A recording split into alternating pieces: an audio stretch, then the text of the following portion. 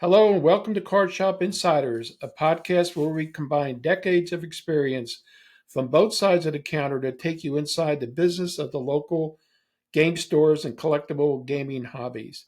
Noah's not here today, but he's the collector and player of the games. He's been doing it for a number of years. I remember him coming into my store when he was a kid, and his grandparents and his parents used to buy him some cards and things like that. So Noah's still involved. And I'm John. I'm the card shop owner, and currently I'm a 26-year veteran of the industry. So hopefully, with our combined perspectives, we get ready to take you inside the card shop business. So we normally start off with news and updates about general gaming, and I don't have a lot of backup information. Noah never sent me an outline, so I don't know what he did if he didn't do anything at all. But I mentioned last week there's a new game, let's put it this way: it's a revived game because the game has been out for a couple of times in different capacities. It's called Gundam Card Game. It's by Bandai and it's due to come out sometime in July. And I just noticed on my Bandai website that I can start setting up tournaments and events. So, that's good. And I've had a lot of interest in it. However, I think it's going to take away or detract from some of the other Bandai games like Dragon Ball Z. And the good thing about it is they've opened it up to more distributors. So the distributor I have is pretty decent. He's my main distributor from Southern Hobby, and I should be able to get a good allocation when the product, becomes available. So I'll keep you updated on that. The next thing I have to talk about, I know there was a Lorcana event this weekend out in California, but I'm not sure how much the wildfires in the LA area affected it. I don't have any information. I didn't look it up or anything like that. So when Noah comes back, we'll probably talk about it next week and give you some updates. Let me see. Let's talk about Yu-Gi-Oh. Yu-Gi-Oh has a new set that's coming out. I think it's called Supreme Darkness. The premiere is going to be this weekend. Uh, the As an OTS store, we can do it on a Friday, Saturday, and Sunday now. But I know my customer base. So what we're going to do is we're just going to do it on a Saturday and a Sunday. So Supreme Darkness is the premier event this coming weekend. Now, as an OTS store or an official tournament store, we could start selling it on the 22nd, which is a Wednesday, because the official release date is Friday the 24th, but as an OTS store, we could sell it earlier. So, we'll have it on that date. And the last thing I want to talk about is Magic. Magic is coming out with their, I guess it's Innistrad Remastered, and that's due out next Friday, the 24th. And it's going to be a heavily allocated product. I've already been allocated. And from what I understand, I asked my sales rep this morning, I said, is there any other collectors boxes available? And he said, I don't think so right now, but I'll keep you in mind and, we'll see what happens. I don't want to be greedy. I've got 10 coming in, which is good for a store this size, but I'd like a few more if I can possibly get them. But what he told me was it's going to be a one and done. So naturally, it's a highly sought after, product. And speaking of highly sought after, we'll talk about briefly about Pokemon Prismatic Evolutions.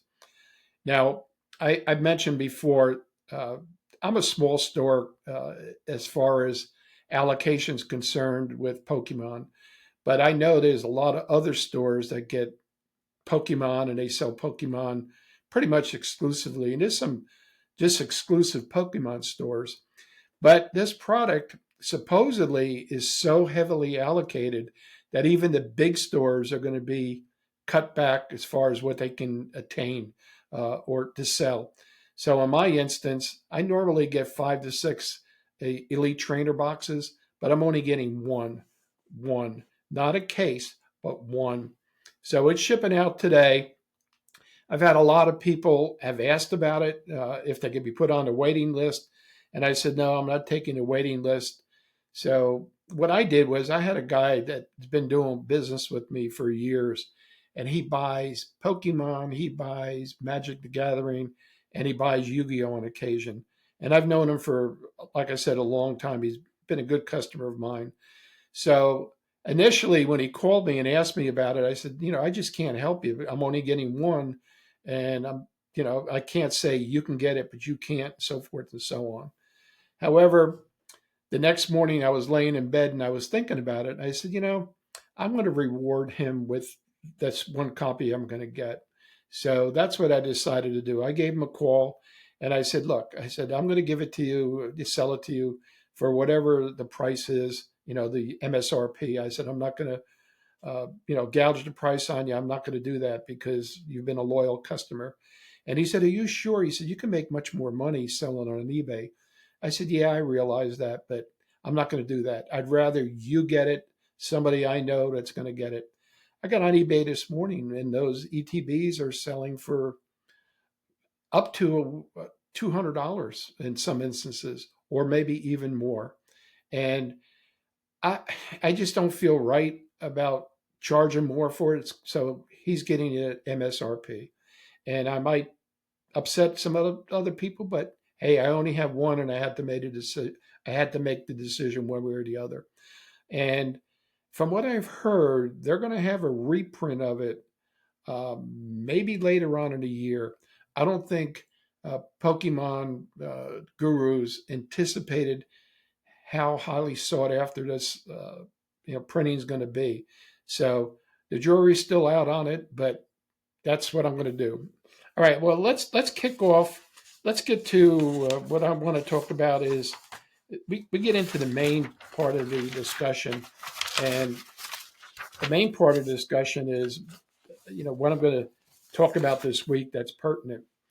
Well, what's pertinent was we had a snowstorm.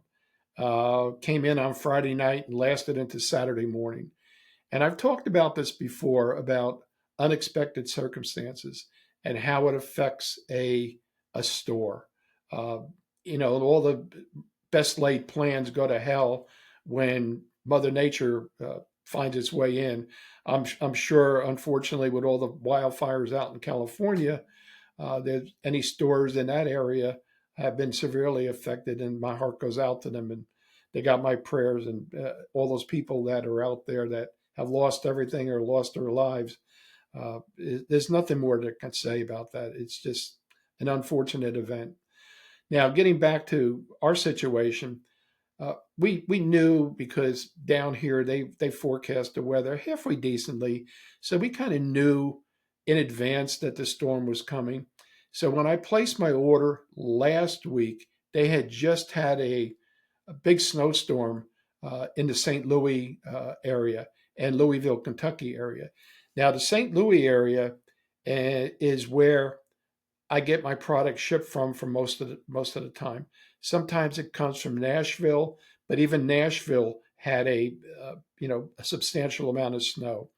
Now, what I was told was since I was placing an order that was going to be shipped out of St. Louis, that it wasn't going to be shipped out until the next day, which would have been Tuesday, which would have been fine, but kind of meant it would have gotten here 2 days ship. It would have gotten here on Thursday.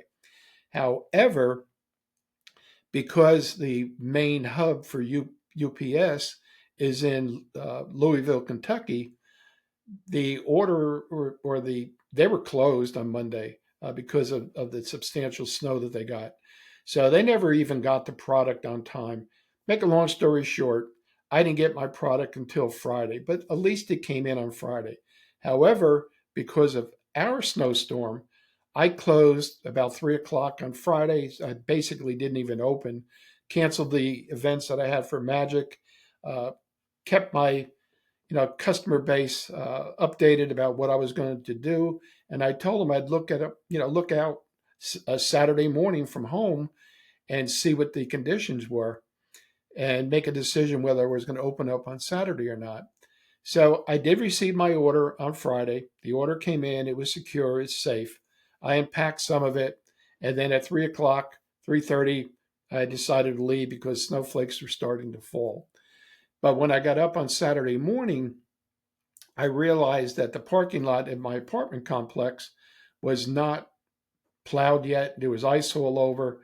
And I said to myself, Self, you're getting too damn old to be trying to walk on ice. And I just stayed home. I decided I wasn't coming out at all. And my son happened to come over to the store parking lot, and it was just as bad. So I put out a newsletter that day from home and stated, "Hey guys, look, I'm not even going to chance coming in, and I don't expect you to come in because a lot of areas were still, I guess, iced over because they were in areas that were shady and the sun didn't reach that area. So, uh, no, it didn't make any sense to open up. So, what I'm basically boiling it down to is I had no income Friday nor Saturday. Even though I spent money, buying product, I had no way to sell it. I did open up on Sunday, and Sunday went pretty well, but it didn't compensate for the 2 days that I was closed. Now, this happens quite often. You're at the mercy of the weather, you're at the mercy of the shippers. Uh, if people receive their product by FedEx, that comes through Memphis. That's their main hub. So if there's a weather situation in Memphis, it's going to affect any shipments coming through FedEx. If it's through UPS, it's going to come through Louisville, and it's going to affect shipments, coming to you because of that. Now, I remember, maybe about 10 years ago, we were we had scheduled a pre-release on a Saturday and a Sunday, I guess Friday, Saturday, and Sunday, and a big snowstorm came in. But it was kind of ironic because it was a snowstorm before that pre-release, and it was another snowstorm the next week after the pre-release. So I was closed for 3 weeks on the weekends, which is my prime time for making money. Plus, I had already spent all that money paying for the pre release materials. So I had no income for 3 weeks in a row. And it hurts in a small store like this. If you don't have the money coming in in a consistent basis or on a consistent basis, you're going to be hurting unless you have a lot of resources to dig into, or you have credit cards that you can get into. You never make up lost sales, unfortunately, because somebody may find it at a store that was opened, or go to a big box store because they don't care. They open up pretty much all the time, and if they have product on the shelf and a customer comes in and sees it that they want it, they're going to buy it on impulse. But what I'm trying to say is you got to be prepared for contingencies. And the contingency uh, didn't help me as far as thinking about what I was going to do because I was stuck. I couldn't open. I, as I said, I couldn't even walk outside, and I didn't even try. I didn't want to get hurt. As you get older, if you fall and you break something, you're in deep trouble. So that's just another thing to keep in mind. Natural disasters, bad weather, all situations do happen that can impair your ability to do business. So you have to plan for those kind of contingencies. All right, the last thing on my list is this is something that I really enjoy talking about. This is the 3E section, which is uh, educate, enlighten, and entertain. And Noah and I go back and forth with with stuff all the time, and our banter is kind of entertaining, and I find it to be fun. And with him not being here today, uh, I'll do the best I can. All right, I today is January 13th. It's a Monday, and it's clearing up outside. It's cold outside, but it's still clearing up. So the snow and ice that we had is dissipating, and I was able to get in here and do this podcast. So what I'm going to talk about is a couple of things that happened on January 13th throughout history. Now, there's a whole bunch of things. I didn't realize there was so many things that happen on specific days. So I'm just going to read a couple of these. In the year 1128, Pope Honorius II grants a papal sanction to the military order of the Knights Templar. I'm going to read it because it's easier for me to do so. The Knights Templar, a Catholic military order founded in the early 12th century, received its formal endorsement from the Pope at the Council of Troyes in 1128. This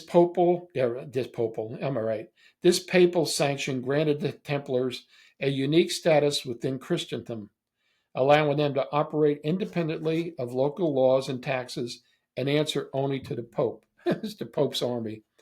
Initially, the order was established to protect Christian pilgrims traveling to the Holy Land, but it grew in wealth, power, and influence.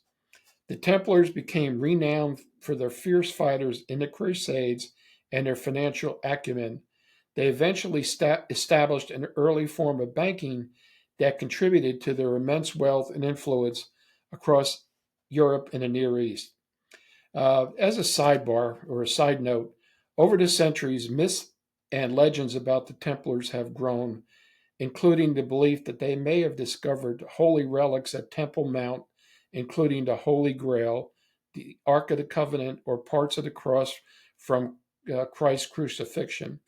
The imagined secrets of the Templars have inspired various books and movies, including including the blockbuster novel and film The Da Vinci Code. And it was interesting. Uh, they're still around, I think, kind of a secret society.